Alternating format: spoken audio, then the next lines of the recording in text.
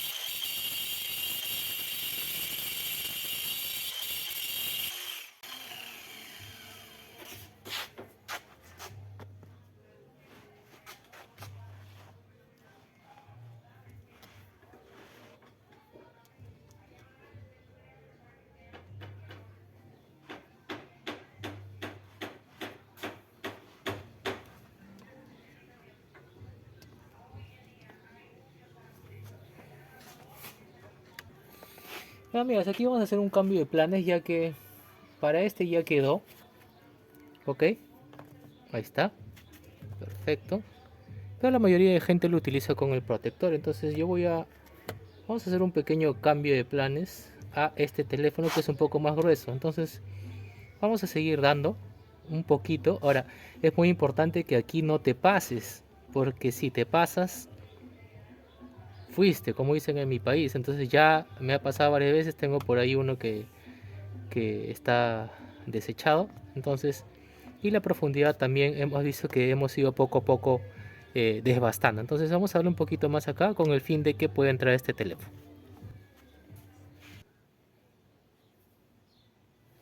Entonces ya está ahí, o un poco más echadito.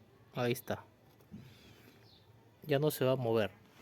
Siempre un pequeño ángulo para que pueda ser visible, en este caso, la pantalla. ¿Ok? Entonces vamos con los acabados.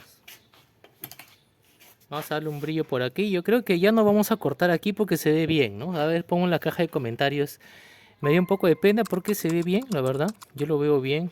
Quería cortarle aquí y aquí, pero como no es que pese mucho, ¿eh? Entonces yo creo que lo vamos a dejar ahí. Así que vamos a darle un poquito lo más complicado y lo más tedioso.